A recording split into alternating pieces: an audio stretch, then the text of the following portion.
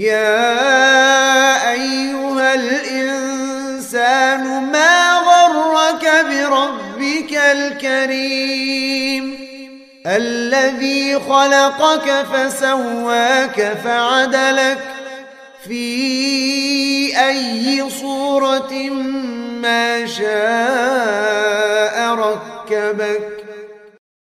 Ikhwah sekalian, setiap agama pasti ada tokoh yang dianut, ajaran yang dianut. Itu close. Buddha, tokoh yang dianut ada, ajaran yang dianut ada. Hindu, Katolik, Kristen, Protestan, semua. Nah, Islam juga sama. Makanya di sini Allah menyatukan di dalam surat Al-Qasas ayat 50.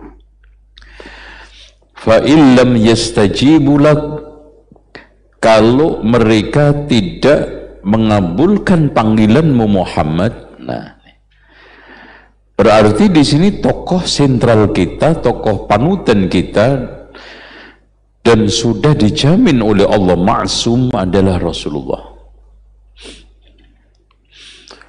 Makanya syahadat kita itu la ilaha illallah, tidak ada Tuhan yang berhak disembah kecuali Allah. Muhammadur Rasulullah, tidak ada orang yang berhak diikutin secara mutlak kecuali Rasulullah. Itu la ilaha illallah menuntut kita untuk mencari Tuhan secara benar. Makanya tidak ada Tuhan yang berhak disembah kecuali Allah. Muhammadur Rasulullah menuntut kita untuk mencari sosok panutan yang mutlak maksum kita ikuti, nggak salah, yaitu Rasulullah. Kenapa, Pak? Seperti itu. Karena beragama itu dituntut untuk mencari kebenaran, kan gitu. Dan kebenaran di sini dituntut dua. Tuhannya benar, cara menyembah Tuhannya benar. Ngikuti enggak nih? Ya.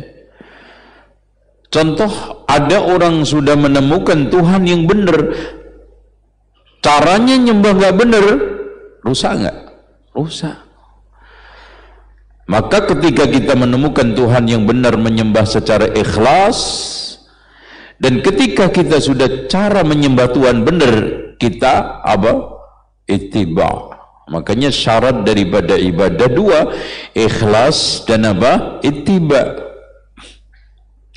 Sehingga Fudail bin Iyad mengatakan ketika menafsiri firman Allah, liyabluwakum ayyukum ahsanu amala, aswabuha wa akhlasuha, yang paling benar dan paling ikhlas.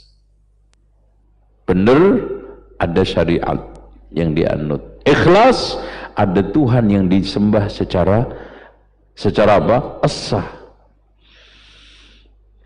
Makanya kalau kita menyekutukan Allah, la ilaha illallah, kita rusak.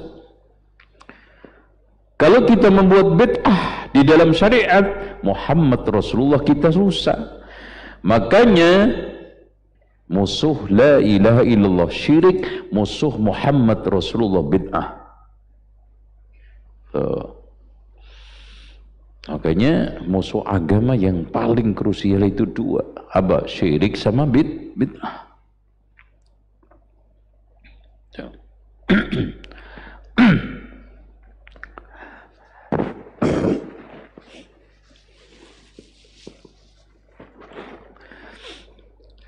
Jadi menyembah Tuhan secara salah itu syirik. Menyembah Allah dengan cara yang salah itu apa? Bid'ah. Sehingga Rasulullah mengatakan, man amila amalan laysa alaihi amruna fahuwa aba raddun. Siapa yang beramal, beribadah dengan sesuatu yang tidak ada contoh dariku, kaidah dariku, dalil dariku, maka tertolak. Tuh, ya. Baik. Nah, hadirin sekalian, Allah melanjutkan tadi, fa illam yastajibu lak, kalau mereka itu tidak mau mengabulkan panggilanmu Muhammad, fa'lam annama yattabi'una ahwa'ahum. Masya Allah, Pak. Jadi orang itu kalau tidak memiliki tokoh yang dianut, syariat yang dianut, maka yang diikuti apa? Hawa nafsu. Masya Allah, hawa nafsu.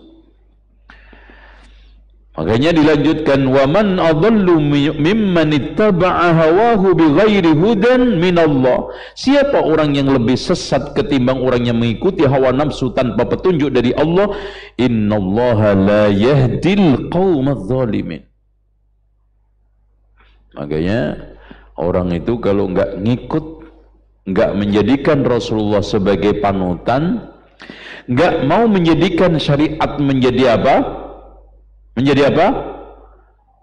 Menjadi ajaran, maka dia ngikutin hawa nafsu. Makanya agama itu cuman ada dua kok. Wa ma yantiqu 'anil hawa in huwa illa wahyun yuha. Ngikut nafsu apa ngikut wahyu. Itu. Antum beragama ikut wahyu, muncul lurus siratal mustaqim. Beragama antum ikut nafsu, hancur. Makanya Allah mengatakan di dalam surat Al-Kahfi, wa in wala tuti' man aghfalna qalbahu an dzikrina wattaba'a hawahu wa kana amruhu furuta. Janganlah kamu mentaati orang yang saya lalaikan hatinya dan mengikuti hawa nafsu, dan urusannya pasti kacau balau. Makanya kata Imam Ibnu Qayyim di dalam kitabnya Kitabun Arsalahu ila ba'di ikhwanihi, kitab kecil tapi Masya Allah, kata beliau, sumber kehancuran hidup itu menyanyiakan dua, menyanyiakan waktu, menyanyiakan hati. Menyanyikan waktu menghasilkan mengikuti hawa nafsu. Menyanyikan hati menghasilkan sikap lalai. Orang kalau ngikutin hawa nafsu lalai, udah. Antum kalau nggak percaya, antum ya jangan dicoba deh. Sebulan bangun-bangun jam 7 nggak sholat subuh. Terus itu, habis itu ngopi, ngerokok, jam 9 berangkat mancing, sampai jam 2:30, pulang kadang mandi kadang enggak, habis itu chatting sama janda. Umpama ini kan gitu, barangkali ada yang gitu kan, lumayan. Malam sampai maghrib nonton TV, melihat YouTube, ya, scroll, udah nggak karu. Antum jalankan itu sebulan, kalau nggak hancur potong kuku saya. Jangan jari, kuku. Udah, anak jujur, kalau ditagih anak kasih. Itu. Antum biarkan itu sebulan, ngikutin hawa nafsu sama ngikutin orang yang lalai. Oke. Hadirin sekalian, sekarang kalau kita bicara masalah panutan, Masya Allah nih. Kalau gitu panutan kita siapa? Tidak lain adalah as-salafus salih. Ya ini. Dan Masya Allah Pak, kalau kita membaca kitabnya Abu Hamid Al-Ghazali, itu yang memiliki kitab Ihya Ulumuddin, bahkan tidak sedikit ulama mengatakan dari kitab ini Abu Hamid Al-Ghazali itu rujuk kepada manhaj salaf. Alasannya apa? Karena kitab ini beliau tulis 51 hari sebelum beliau meninggal dunia. Yang beliau menyatakan tobat dari ilmu kalam, ilmu filsafat. Makanya judulnya pun sangat keren, Iljamul Awam an Ilmil Kalam. Memasang kendali di kalangan orang awam dari ilmu kalam supaya enggak terpengaruh. Tuh. Kata beliau di dalam muqaddimah awal beliau sudah menegaskan, nih, i'lam annal haqqas sharih, kebenaran yang sharih, yang nyata, yang gamblang, alladzi la mira'a fihi, yang tidak perlu diperdebatkan inda ahlil basair, di kalangan orang yang mengerti. Kalau orang bodoh biarin, enggak standar kok debatnya. Artinya ahlul basair, ulama, huwa madhabus salaf, ani madhabus sahabah wa tabi'in, yang tidak lain adalah madhabus sahabah dan tabi'in, itulah salafus salih. Bahkan Pak, kalau kita baca Masya Allah yang menunjukkan mazhabnya Imam Al-Ghazali ini salaf, fa'aqulu, dia mengatakan hakikatu madhabis salaf, hakikat dari madhab salaf, wal haqqu indana, dan itu yang benar di sisi saya, anna kullaman balaghahu hadisun min hadhil ahadis min awamil khalqi, apapun hadis-hadis yang nyampai, macam hadis-hadis ini maksudnya tentang masalah asma wa sifah yang digulirkan oleh orang awam, yajibu alaihi fihi sab'atu umur, wajib melakukan 7 langkah. Ini sikap ahli sunnah, sikap salafiyun, harusnya 7 ini. Gitu. Apa yang dilakukan? At-taqdis, yaitu apa? Menghargai, mensucikan sunnah Nabi dulu. Taqdis, ya. Jadi apapun yang terjadi, kita itu masuk akal atau belum masuk akal, sikap utama pertama ketika sunnah datang kepada kita apa? Kita harus sucikan, ya. Sakralkan. Kita letakkan sebagai panglima di dalam hidup beragama. Sami'na wa ata'na. Itu. Kedua, summa tasdik, membenarkan. Yang ketiga, summal i'tirabu bil ajiz, kemudian mengakui kelemahan otak kita. Makanya kalau ada makna yang tidak terjangkau, maka sikap kita seperti sikap Sahal bin Hanif, ittahimu ra'yakum, tuduh otakmu dulu, jangan yang dituduh sunnah nggak masuk akal. Itu Pak, orang kan kebanyakan gitu, ketika sekarang membahas suatu sunnah yang tidak cocok dengan adatnya, tidak cocok dengan tokohnya, tidak sesuai dengan ADART organisasinya, tidak cocok dengan budaya masyarakatnya, yang dituduh apa? Yang dituduh sunnah, bukan adatnya, bukan budayanya, bukan pendapat tokohnya. Harusnya apa? Yang harus kita tuduh apa? Pendapat tokoh, nggak masuk kok. Yang kita tuduh apa? Adat budaya. Makanya sering saya kasih konklusi begini Pak, kalau adat budaya ini serta-merta kita jadikan ajaran, ini Islam bisa meledak. Daerah ini masing-masing ada adatnya itu. Jawa, Timur Tengah, Barat ada adat istiadatnya, Kalimantan ada adat istiadatnya, Sulawesi ada adat istiadatnya, Lombok ada nggak? Ada adat istiadat. Belum Sri Lanka, Bangladesh. Meledak Pak. Nanti akhirnya yang jadi korban apa? Ajaran aslinya ditinggalkan, yang dipegang kekeh apa? Ada. Faktanya. Tuh, lihat aja pernikahan. Yang Islam cuman akad tok kan? Iya. Yang lainnya yang jalan apa? Adat. Sampai mau ke kuburan aja Islam itu cuma 4: memandikan, mengafani, sama mengubur, menyolati. Yang lainnya itu tradisi tok, bahkan tradisinya lebih panjang, Pak. Sampai ada yang sudah mau berangkat ke kuburan itu dipanggul sampai lama, semua keluarganya suruh berobos sambil ngelempar duit sebagai bentuk kiasan, "Mbah, aku ora butuh dunyo."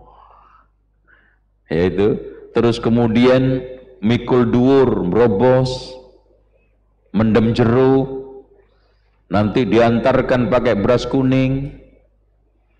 Belum lagi sambutan RT, RW, lurah, terus sama camat ini mau pelantikan, mau mati. Ya Allah, mayatnya kasihan, tertahan kalau nikmat.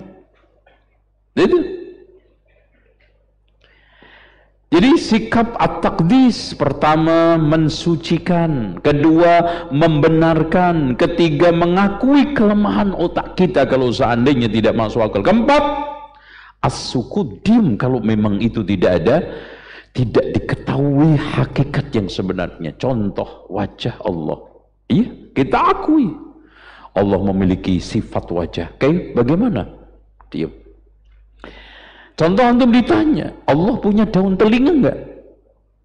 Diam. Masa mendengar enggak ada telinga? Itu kan antum. Ya dah.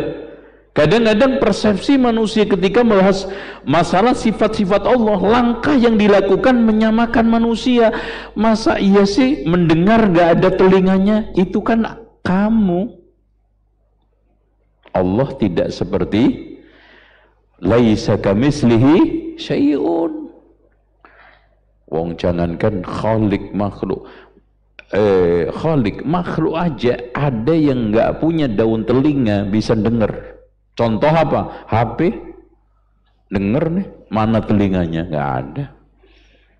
Ayam juga denger kagak ada telinganya. Kenapa antum jadi bingung?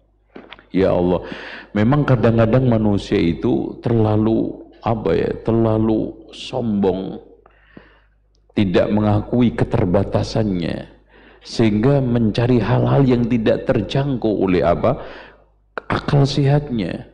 Padahal ada hal yang sangat sederhana kalau dia ditanya nggak bisa jawab. Apa itu? Tentang hakikat ruh. Coba, yas'alunaka 'anir ruh, tanya, tahu?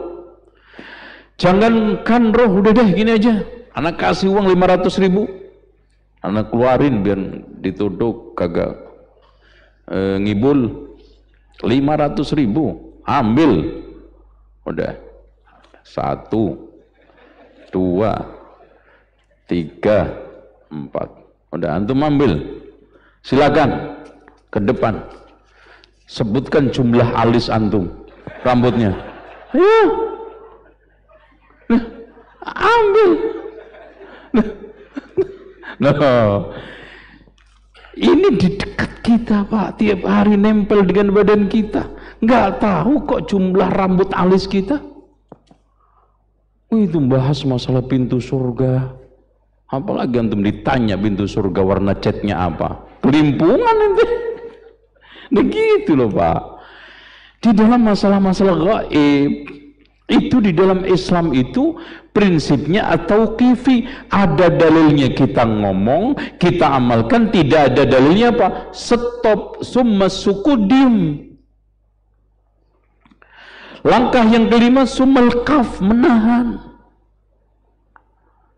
Enggak mencoba untuk mengotak-atik takwilnya. Al-kaf, contoh, wa yabqa wajhu rabbika dzul jalali wal ikram. Gimana ya kira-kira wajah Allah? Udah stop. Ar-Rahmanu 'alal arsy istawa, Allah semayam. Gimana kira-kira kalau duduk ini semayamnya Allah itu? Stop.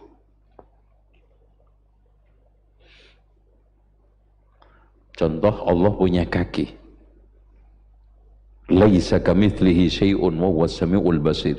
Apakah kaki Allah itu sama dengan kaki makhluk? Loh, jangankan sekarang kaki khalik sama makhluk, Pak. Hakikat kaki antar makhluk aja itu beda-beda. Antum punya kaki nggak? Sama nggak dengan kaki gajah? Kaki kursi? Kaki anjing? Kaki sapi? Kaki kambing? Beda. Kalau dimasak aja beda-beda rasanya kok. Apalagi khalik. Udah mah al-kaf, tahan.